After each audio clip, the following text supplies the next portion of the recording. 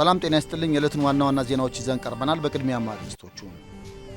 ጠቅላይ ሚኒስትር ዶክተር አብይ አህመድ ለሞዛምቢክ ፕሬዝዳንት ዳንኤል ፍራንሲስኮ ቻፓ አቀባበል አደረጉ። የኢፌዴሪ ፕሬዝዳንት ታዬ አጽቀሥላሴ የሥራ ጊዜያቸውን ያጠናቀቁ በኢትዮጵያ የሰሜን ኮሪያ አምባሳደር ሲምቶንግ ጎግን አሰናበቱ። የቤኒሻንጉል ጉሙዝ ክልል የኢትዮጵያ የልማት ስንቅና በህብር የመኖር ተምሳሌት መሆኑን ምክትል ጠቅላይ ሚኒስትር ተመስገን ጥሩነህ ገለጹ። በአዲስ አበባ ከተማ አስተዳደር ባለፉት 9 ወራት በሁሉም ዘርፎች ውጤታማ አፈጻጸም መመዝገቡን ከንቲባ አዳነች አቤቤ ገለጹ። ኢትዮጵያ የአየር ንብረት ለውጥን መከላከል ላይ ማዕከል ያደረገ ውጤታማ የልማት አቅጣጫ ላይ ናት ሲሉ የገንዘብ ሚኒስትር አህመድ ሺዴ ገለጹ። የሚሉት የዕለቱ ዜናዎቻችን ናቸው። ዜናዎቹን በዝርዝር እንመለከታለን። ከዜናዎቹ ጋር ሀብታሙ አክሊሉ ነኝ። አብራችሁን ቆዩ።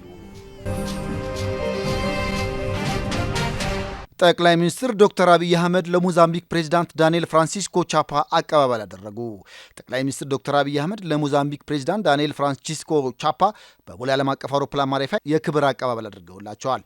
የፕሬዝዳንቱ ጉብኝት የሁለቱን ሀገራት የጋራ ልማትና የህዝብ ለህዝብ ትስስር ትርጉም ባለው መልኩ ሊለውጡ የሚችሉ ተጨባጭ ስራዎችን ቅድሚያ የሰጠ መሆኑን የጠቅላይ ሚኒስትር ጽሕፈት ቤት አስታውቀዋል። በተጨማሪም ጉብኝቱ ኢትዮጵያ ለእውነተኛ አፍሪካዊ አጋርነት ያላትን የማይናወጥ ቁርጠኝነት የሚያረጋግጥ መሆኑንም አመልክቷል። የኢፌዴሪ ፕሬዝዳንት ታዬ አጽቀሥላሴ የሥራ ጊዜያቸውን ያጠናቀቁትን በኢትዮጵያ የሰሜን ኮሪያ አምባሳደር ሲምቶንግ ጎግ አሰናበቱ። ፕሬዝዳንት ታዬ አጽቀሥላሴ አምባሳደር ሲምቶንግ ጎግ በኢትዮጵያ ቆይታቸው የሁለቱን ሀገራት ዲፕሎማሲያዊ ወዳጅነት እንዲጠናከር ላበረከቱት አስተዋጽኦ ምስጋና አቅርበዋል። በኢትዮጵያና ሰሜን ኮሪያ መካከል በሁለትዮሽ ዲፕሎማሲያዊ ትብብር ታሪካዊ ወዳጅነት መኖሩን ገልጸዋል። የሀገራቱን ታሪካዊ ወዳጅነትን በንግድና ኢንቨስትመንት ዘርፍ በማሳደግ የጋራ ተጠቃሚነትን ማጠናከር እንደሚያስፈልግም አስገንዝበዋል። በቀጣይም ኢትዮጵያ የሀገራቱን የሁለትዮሽና ባለብዙ ወገን የዲፕሎማሲ ወዳጅነት ለማጠናከር በቁርጠኝነት እንደምትሰራም አረጋግጠዋል። ፕሬዚዳንት ታዬ አጽቀሥላሴ በመልእክታቸው አምባሳደሩ በኢትዮጵያ ቆይታቸው ላበረከቱት ሁሉ ምስጋናቸውን ገልጸው ለወደፊትም መልካም ምኞታቸውን አስተላልፈዋል።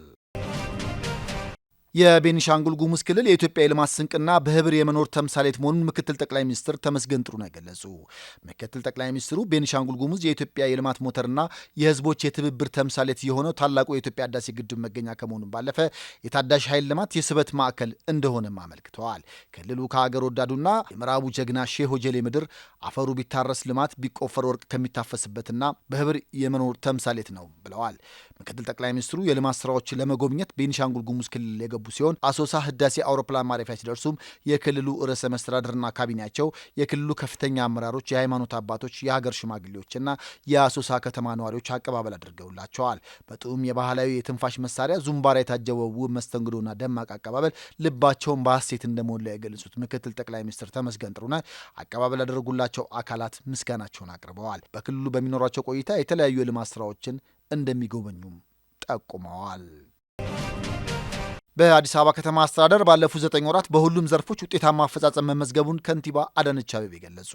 የአዲስ አበባ ከተማ አስተዳደር የ2018 በጀት ዓመት የ9 ወራት ስራ አፈጻጸም ግምገማ መካሄድ ጀምረዋል።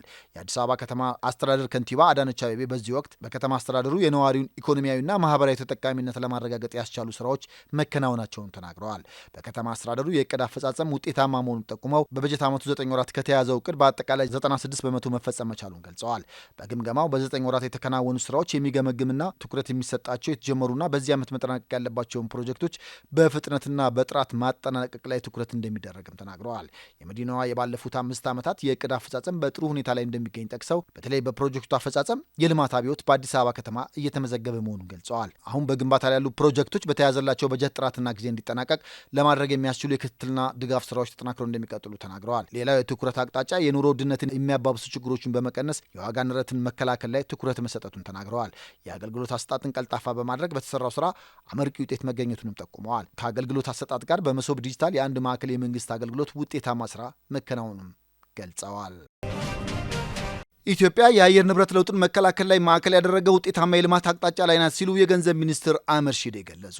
የአየር ንብረት ኢንቨስትመንት ፈንድ ከኢትዮጵያ መንግስትና ከአፍሪካ ልማት ባንክ ጋር በመተባበር ያዘጋጀው ዓለም አቀፍ የልምድ ልውውጥ ጉባኤ በአዲስ አበባ እየተካሄደ ነው። በጉባኤው ላይ ምሁራን፣ የልማት አጋሮችና ሲቪል ማህበረሰብ ድርጅቶችን ጨምሮ አምባሳደሮችና የሀገራት ተወካዮች ተገኝተዋል። ለ3 ቀናት በሚቆየው በዚህ ጉባኤ ላይ የተለያዩ ሀገራት የአየር ንብረት ለውጥን በመከላከል ረገድ ያገኟቸውን ውጤቶች ላይ ተሞክሮችን አቅርበው የልምድ ልውውጥም እንደሚያደርጉ ይጠበቃል።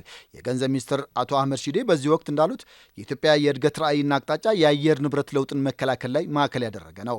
ለዚህም ታዳሽ ኃይልን ማስፋፋት፣ የውሃ አቅርቦት ማሻሻል፣ የተራቆቱ መሬቶች መልሰው እንዲያገግሙ በማድረግ የማህበረሰቡን የመቋቋም አቅም የሚያሳድጉ ውጤታማ ተግባራት መከናወኑን አብራርተዋል። የአዲስ አበባ የኮሪደር ልማትና የወንዝ ዳርቻ ልማት ስራዎች ከተማዋን ዘመናዊ ከማድረጋቸውን ባሻገር እድገት ከአካባቢ ጥበቃ ጋር በተናበበ መልኩ እንዴት እንደሚከናወን ማሳያ ነው ብለዋል። መንግስትም ከአየር ንብረት ለውጥ ኢንቨስትመንት ፈንድስ ጋር በጋራ በመሆን በኢትዮጵያ በአማራጭ ኃይል አቅርቦትና ተፈጥሮ መሰረት ያደረጉ መፍትሄዎች ላይ ውጤታማ ተግባራት መከናወኑን አመልክተዋል። የዛሬው የልምድ ልውውጥ ጉባኤ ኢትዮጵያ በአየር ንብረት ለውጥ መከላከል ዙሪያ ያላትን ተሞክሮ ለማካፈል ከሌሎች ተሳታፊዎችም ለመማር ዝግጁ ናት ሲሉም ገልጸዋል። የአየር ንብረት ኢንቨስትመንት ፈንድስ ዋና ስራ አስፈጻሚ ታሪዬ ባድጌሲን በበኩላቸው ኢትዮጵያ በቢሊዮን የሚቆጠሩ ችግኞችን በመትከል በአረንጓዴ አሻራ አርአያ የሚሆን ተግባር መፈጸሟን አንስተዋል።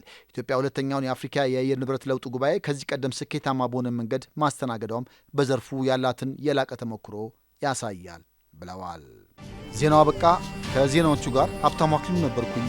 ሰላም ቆዩ።